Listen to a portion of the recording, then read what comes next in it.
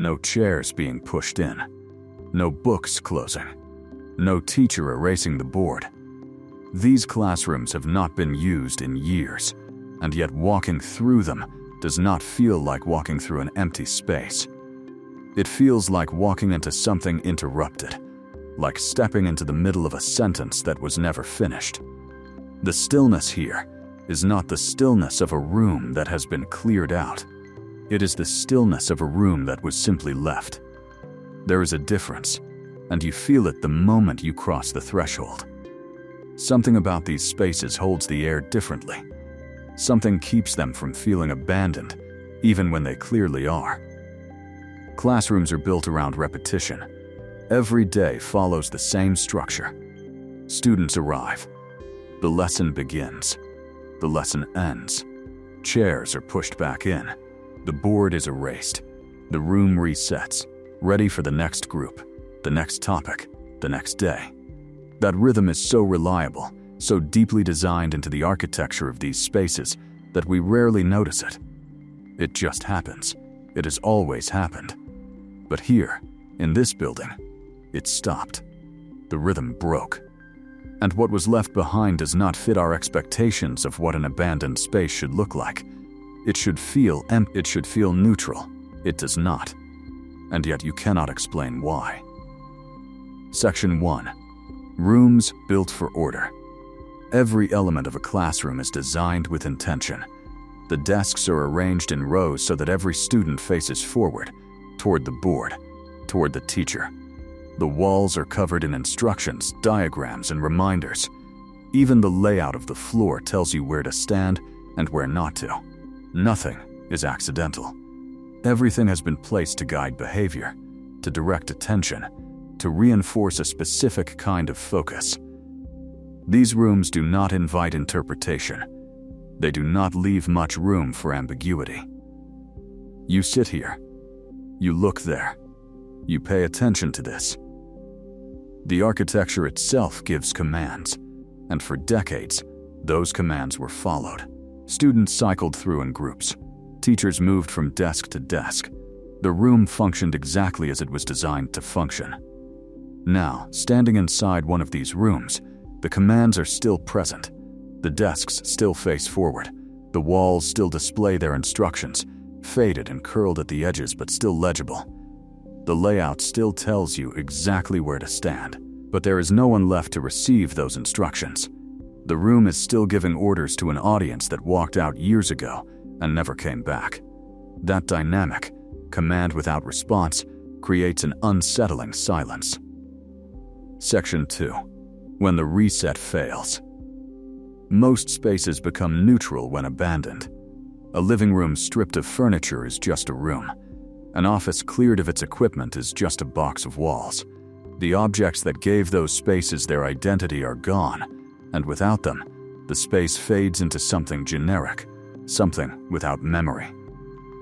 Classrooms do not work that way. The objects are still here. The furniture was never removed. The materials were never packed away. And more importantly, classrooms are not designed to simply exist. They are designed to clear themselves, to actively reset after each use. When that process is interrupted, the interruption itself becomes visible. A board that was never wiped. Chairs that were never pushed in. A lesson plan still folded on the teacher's desk. These are not just objects. They are signs of a process that stopped mid-execution. The room was in the middle of functioning when something caused it to stop, and unlike a space that was deliberately closed down and emptied, this one shows no sign of intentional ending. It simply stopped. There was no final act. It just stopped. Section 3. The human trace. Look closely at any surface in these rooms, and you begin to notice details that time has not erased. A notebook left open on a desk, its pages yellowed, but the handwriting still sharp. A pencil worn down almost to the wood, placed on the edge of a desk as if its owner expected to return. Chalk marks on the board that were half erased and then left. Letters without context. Parts of sentences that no longer have a hole. These details are not dramatic. They do not tell a single clear story. What they do is something more subtle. They show expectation. The person who left that pencil did not think they were leaving it permanently. The teacher who half erased that board assumed someone would finish the job. Everyone here, on the day they last walked out, assumed there would be a tomorrow. They assumed the room would reset. They assumed the cycle would continue. That assumption is preserved in every object left mid-task. What the room holds is not the memory of what happened here. It holds the expectation of what was supposed to happen next. And the fact that it never did turns every small detail into something heavier than it should be. Section 4. Why classrooms feel unsettling. Other kinds of rooms can tolerate abandonment in ways that classrooms cannot. A home can sit empty for years, and though it gathers dust and feels hollow, it does not feel wrong. A home is built for stillness, for the pauses between living. An office can close and remain quiet without triggering any deep sense of wrongness. Offices are familiar with downtime, with evenings, with silence. But classrooms exist for one purpose: to be used, cycled through, and cleared. They are not designed for stillness. They are designed for transition.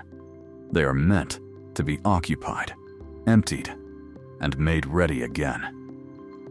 When they fail to do that, when the cycle breaks without any formal conclusion, the result is a space that feels fundamentally out of step with what it is supposed to be. Time does not move through these rooms the way it moves through other abandoned spaces. In most empty buildings, time feels like it has simply passed. Here it feels compressed, stuck at the moment the cycle broke. The past does not fade in a space that was never allowed to finish. It stays, pressing against the present, refusing to recede. Conclusion. This classroom is not unsettling because something terrible happened here. There are no signs of violence or sudden catastrophe. What makes it unsettling is far more quiet. Nothing finished. The lesson was never concluded. The room was never reset. The cycle that defined this space for decades simply stopped, and the room has been waiting ever since. The desks are still in rows. The board is still facing forward. The room is still, in every physical sense, ready for use. It is still giving its quiet instructions. Sit here. Look forward. Pay attention. But no one has responded in years, and no one is coming. There is something particular about a space built to prepare people for what comes next. A space whose entire purpose was forward motion, continuation, the next lesson, the next group ready to begin. When that kind of space is frozen, what remains is not emptiness. What remains is the weight of everything that was supposed to happen and never did. Not an ending, just the absence of one. And somehow, that is harder to stand in than any ruin.